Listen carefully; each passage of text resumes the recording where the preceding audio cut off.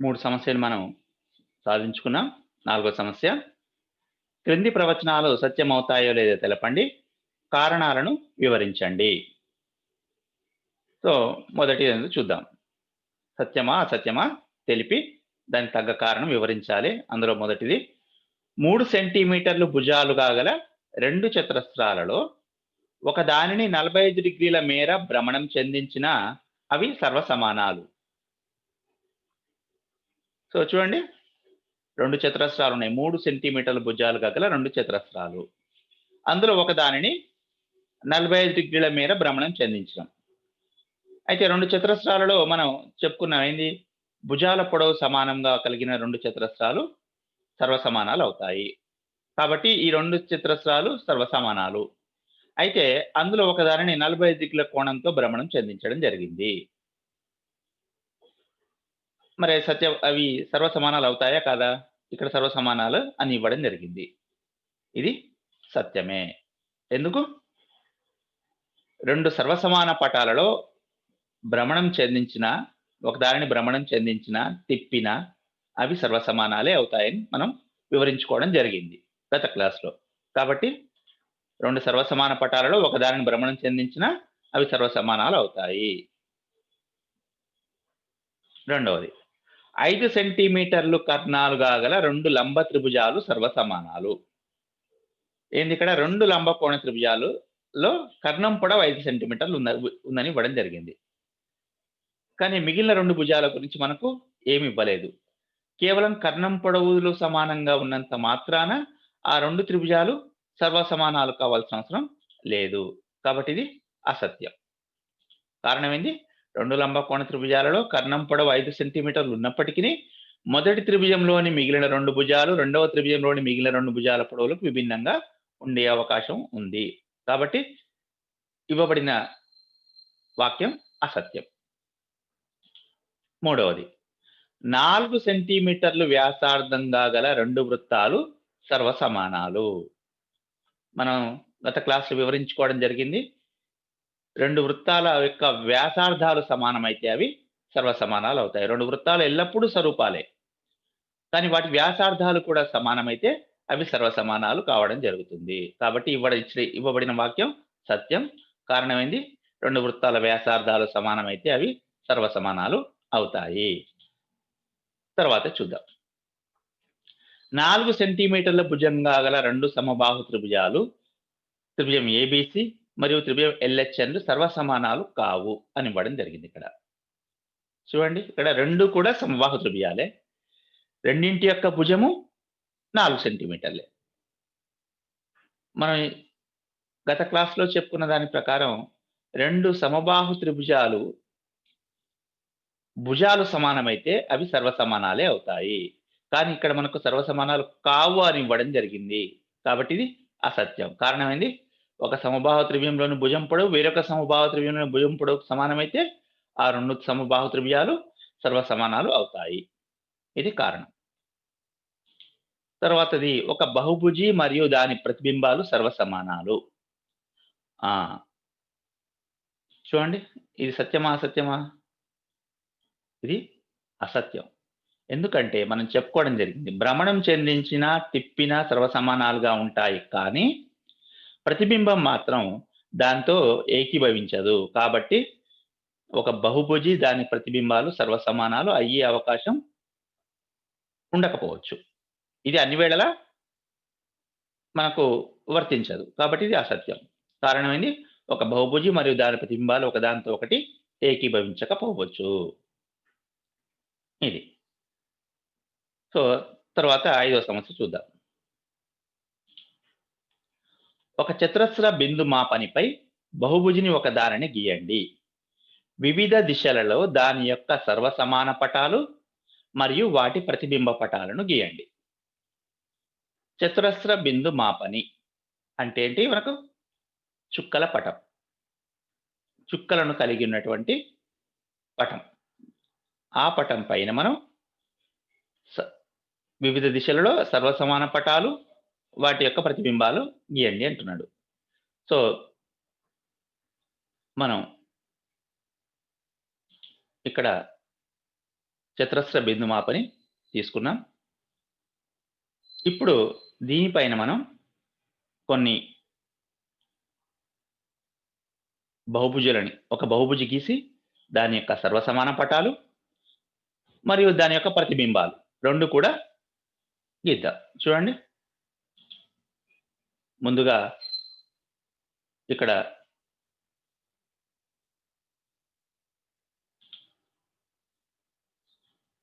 చూడండి, ఇక్కడ జీ నుండి స్టార్ట్ అయ్యి హెచ్ మీదుగా ఇక్కడ ఒక బహుభుజిని చతుర్భుజం గీయడం జరిగింది. ఇప్పుడు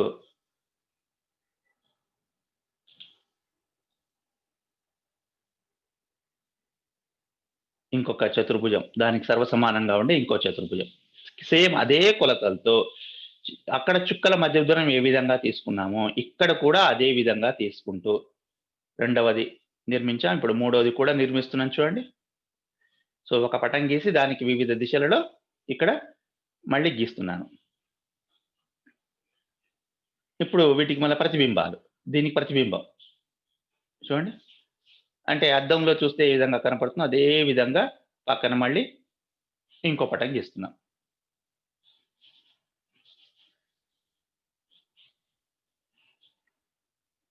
గమనిస్తున్నారు కదా?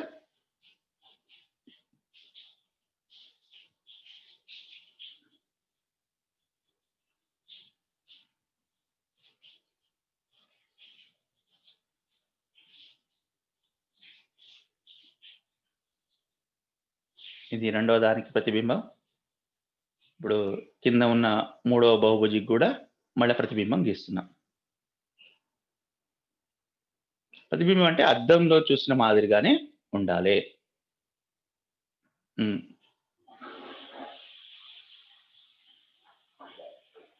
చూస్తున్నారు కదా?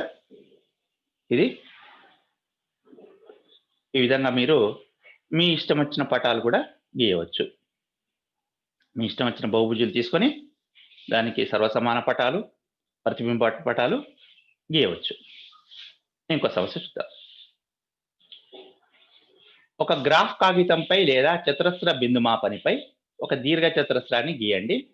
దానికి స్వరూప పటాన్ని నిర్మించండి. ఈ 2 పటాల వైశాల్యాలు మరియు చుట్టుకొలతలు కనుగొని వాటి నిష్పత్తులను దీర్ఘ చతురస్రాల భుజాల నిష్పత్తులతో పోల్చండి. సో ఈ సమస్య సాధిద్దాం మనం.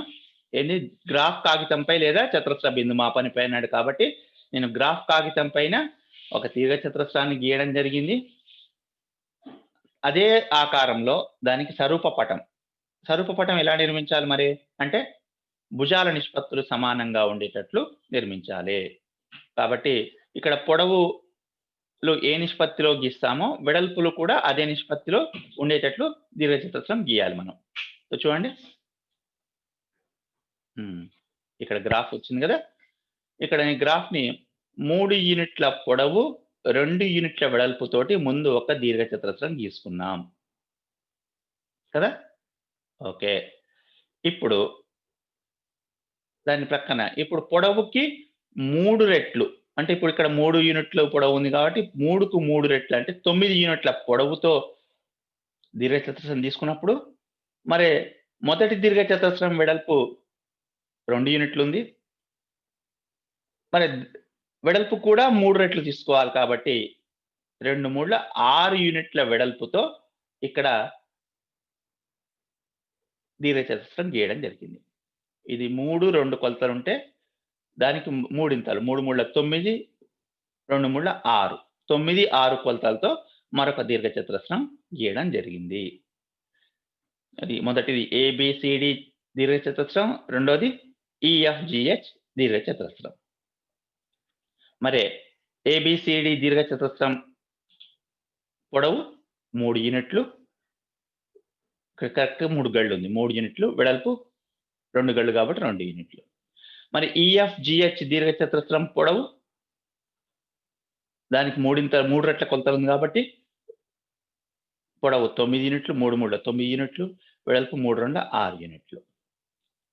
ఇప్పుడు ABCD దీర్ఘచతురస్ర వైశాల్యం వైశాల్యాన్ని పొడవు ఇంటూ వెడల్పు అంటే 3 ఇంటూ 2 6 చదరపు యూనిట్లు. లేకపోతే ఇక్కడ మనం గళ్ళు కూడా కొలుచుకోవచ్చు. 1, 2, 3, 4, 5, 6 6 చదరపు యూనిట్లు.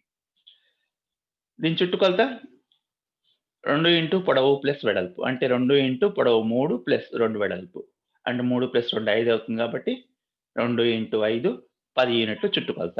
అంతే కదా, 3, 2, 5, 3, 8, 2, 10 ఇది చుట్టుకొలత. ఇప్పుడు EFGH దీర్ఘచతురస్ర వైశాల్యం తీసుకుందాం. దాని పొడవు 9, వెడల్పు 6 కాబట్టి 9 ఇంటూ 6 54 చదరపు యూనిట్లు.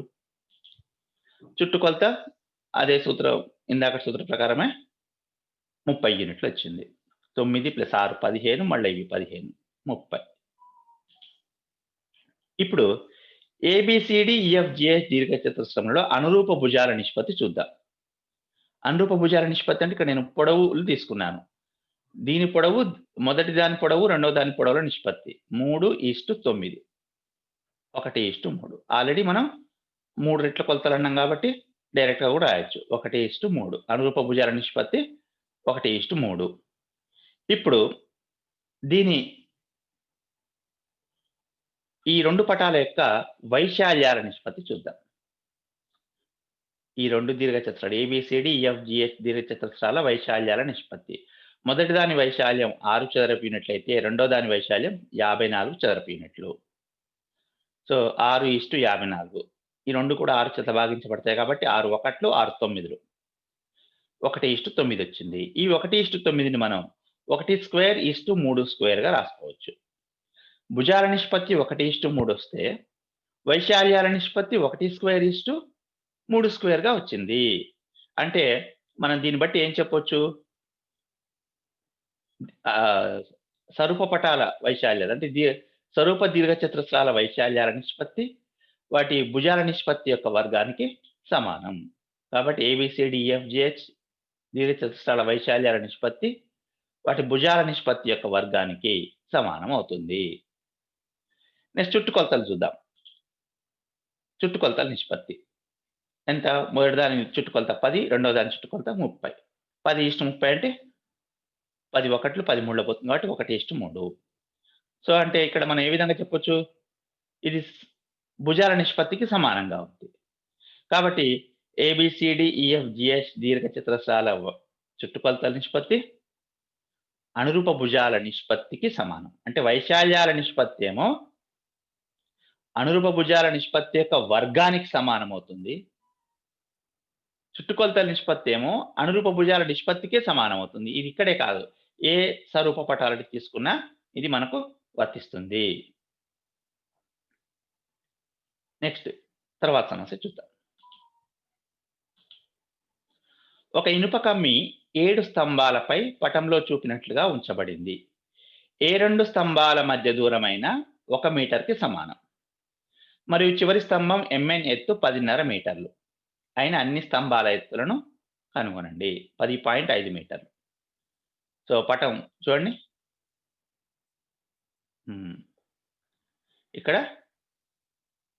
ఇక్కడ క్రాస్ గా ఉన్నది ఇనుప కమ్మి. ఇట్లా 7 స్తంభాలు ABCDEFGHIJKLMN అనే 7 స్తంభాలపై ఇట్లా క్రాస్ గా ఉంచిండ్రు. అయితే ప్రతి 2 స్తంభాల మధ్య దూరం 1 మీటర్ ఉంది. ఏ 2 స్తంభాల మధ్య దూరమైనా 1 మీటర్. సో అంటే మొత్తం ఈ కమ్మి యొక్క చివరి భాగం నుంచి చివరి స్తంభం వరకు దూరం ఎంత అవుతుంది? 1 2 3 4 5 6 7 మీటర్లు ఉంది. చివరి స్తంభం యొక్క ఎత్తు MN ఎత్తు 10.5 మీటర్లు 10.5 మీటర్లు ఇచ్చిండు. ఇచ్చి మిగిలిన అన్ని స్తంభాల ఎత్తులు కనుక్కోమన్నాడు. చూద్దాం, సాధన చూద్దాం.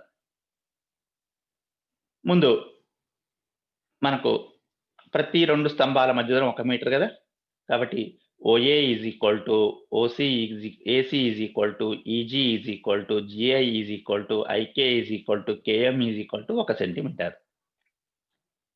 కాబట్టి OM పొడవు ఈ అన్ని పొడవుల మొత్తాలకు అంటే అన్ని 1ల మొత్తాల సమానం అయితే 7 సెంటీమీటర్లు వస్తుంది.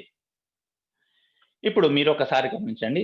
OAB త్రిభుజం, OMN త్రిభుజం.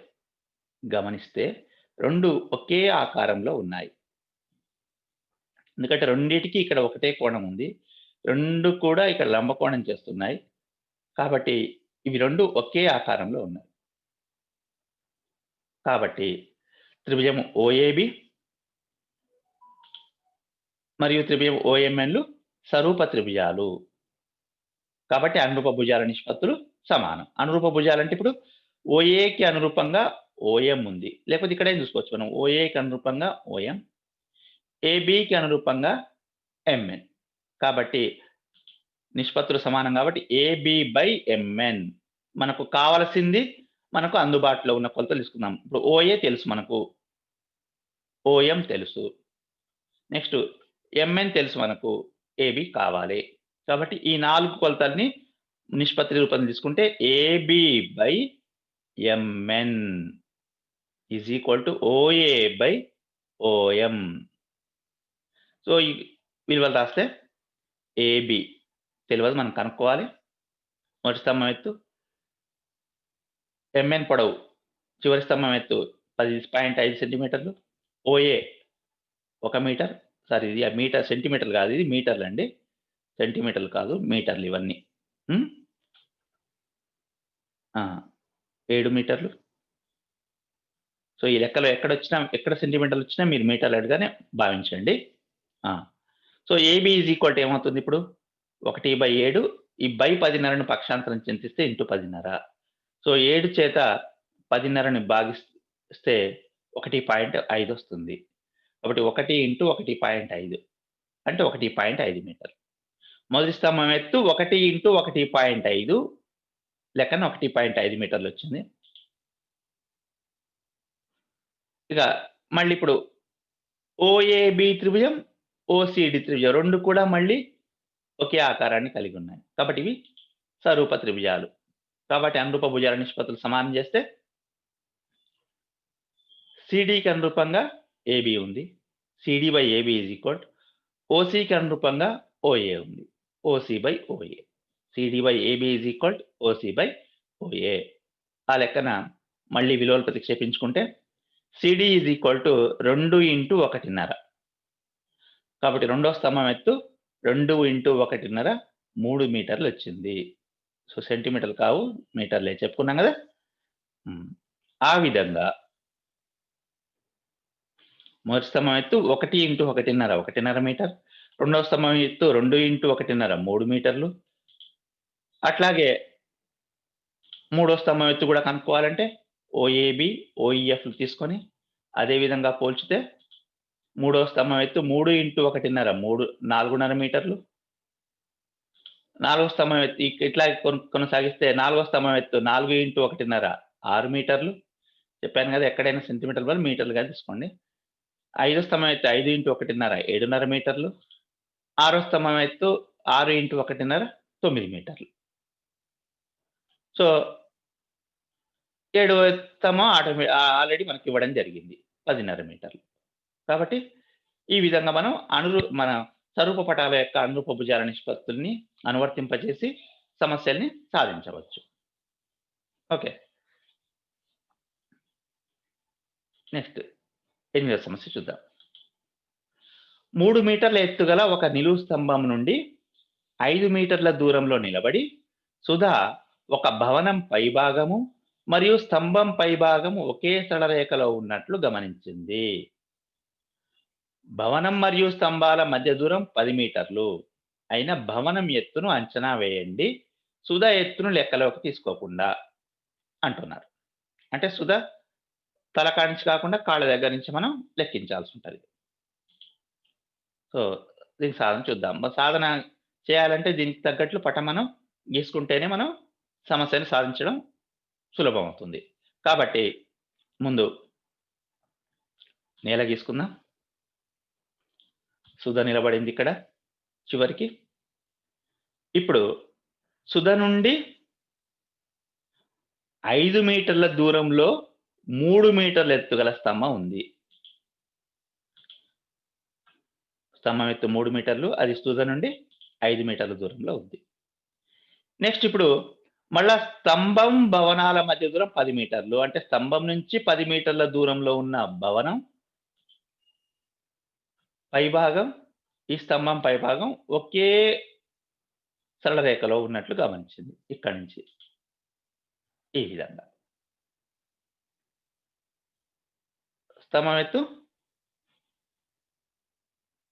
మనం 3 మీటర్లు ఇచ్చిండు. భవనం ఎత్తు కనుక్కోండి అంటున్నాడు.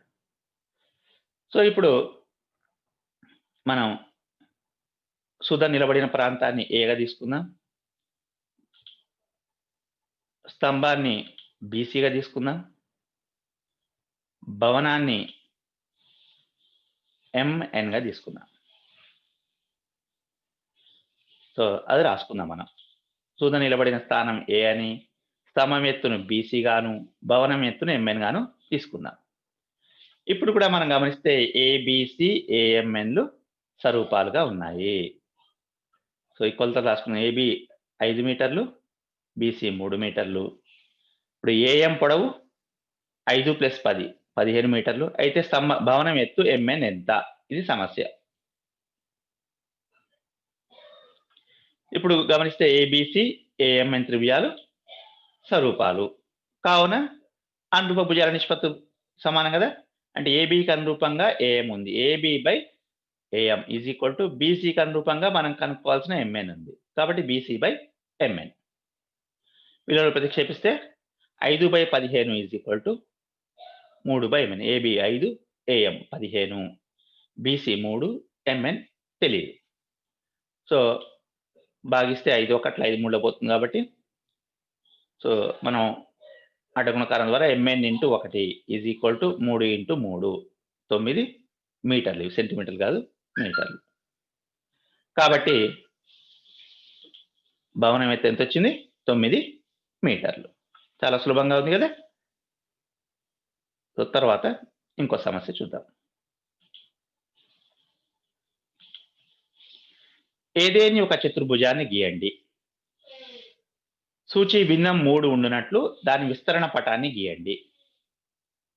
వాటి అనురూప భుజాలను కొలిచి ఆ 2 పటాలు స్వరూపాలేమో సరిచూడండి.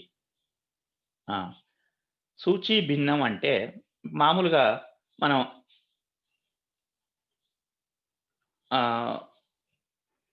సోషల్ స్టడీస్‌లో గాని, సాంఘిక శాస్త్రంలో గాని, లేకపోతే భౌతిక రసాయన శాస్త్రాల్లో గాని, జీవశాస్త్రాల్లో గాని పటాలు గీస్తుంటారు. పటం ఎంత పరిమాణం ఉంటే అంత పరిమాణంలో గీయలేం. ఇప్పుడు భారతదేశం ఉంది. భారతదేశ పటాన్ని భారతదేశం అంత పరిమాణంలో గీయలేం కదా మనం. అదే ఆకారంలో చిన్నగా చేసి గీస్తాం. లేదా మన జీవశాస్త్రంలో బ్యాక్టీరియా ఉంది. బ్యాక్టీరియాని బ్యాక్టీరియా సైజులో గీయలేం కదా. చాలా సూక్ష్మంగా ఉంటుంది. అప్పుడు దాన్ని పెద్దదిగా చేసి గీస్తాం. ఇట్లా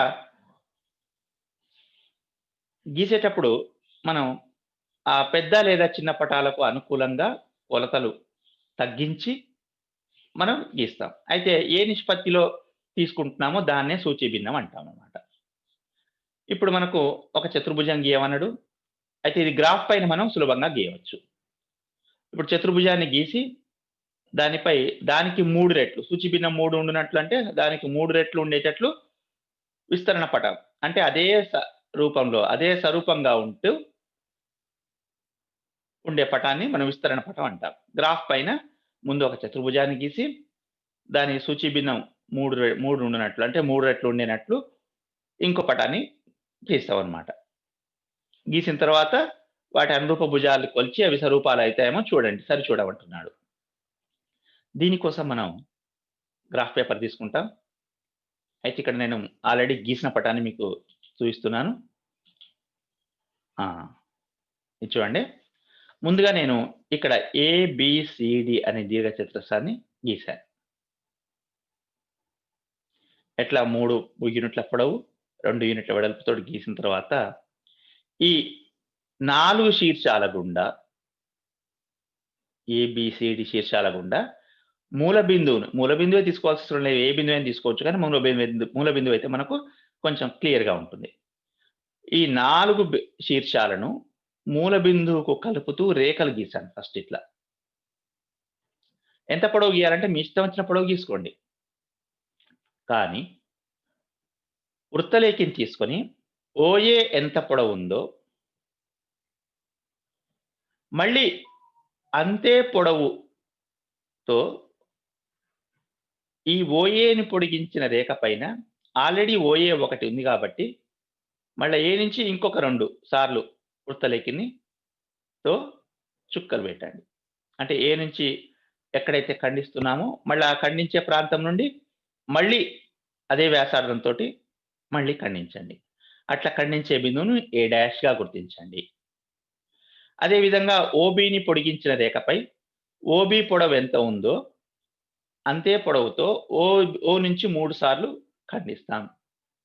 అట్లాగే ఓసీని పొడిగించిన రేఖపై కూడా 3 సార్లు, ఓడీని పొడిగించిన రేఖపై కూడా 3 సార్లు ఖండించి ఆ ఖండన బిందువులను A dash, B dash, C dash, D డాష్‌గా తీసుకొని వాటిని కలుపుతాం. అప్పుడు మనకు విస్తరణ పటం ఏర్పడుతుంది. ఇప్పుడు విస్తరణ పటం గీసిన తర్వాత అనురూప భుజాలు కొలిచి పటాల స్వరూపాలేమో చూడండి అన్నాడు. ఇప్పుడు ఏబిసిడి దీర్ఘచతురస్రం యొక్క స్వరూప విస్తరణ ఇక్కడ A dash, B dash, C dash, D dash. విస్తరణ యొక్క సూచి భిన్నం 3. ఇప్పుడు ఏబిసిడిలో AB is equal to DC is equal to 3 యూనిట్లు, AD is equal to BC is equal to 2 యూనిట్లు. అదేవిధంగా A dash, B dash is equal to D dash, C dash is equal to 9 యూనిట్లు. ఇక్కడ చూడండి లెక్కిస్తే మనకు 9 యూనిట్లు వచ్చింది. అట్లాగే A dash, D dash, B dash, C dash 2 కూడా 6 యూనిట్ల చొప్పున ఉన్నాయి. ఇప్పుడు స్వరూప భుజాలు తీసుకుందాం. AB by A dash, B dash is equal to 3/9 అంటే ఎంత వచ్చింది? 1/3. నెక్స్ట్ ఇంకోటి BC by B dash, C dash, BC కదా, BC by B dash, C dash ఎంత? BC 2, B dash, C dash 6 కాబట్టి 2/6 1/3 వచ్చింది. అట్లాగే DC by D dash, C dash, DC by D dash, C dash చేస్తే అది కూడా 1/3. అదేవిధంగా AD by A dash, D dash 2/6 అంటే అది కూడా 1/3. ఈ విధంగా అనురూప భుజాల నిష్పత్తులు సమానంగా వచ్చినాయి కాబట్టి ABCD, A dash, B dash, C dash, D dash 2 కూడా స్వరూప పటాలు అవుతాయి. చూడండి ABCD, A dash, B dash, C dash, D dash దీర్ఘచతురస్రాలలో అనురూప భుజాల నిష్పత్తులు సమానం కావున అవి స్వరూపాలు అవుతాయి. ఓకే, ఇది సో ఇంతటితోటి ఈ క్లాస్ని ఈరోజు ముగించుకుందాం. నెక్స్ట్ క్లాస్లో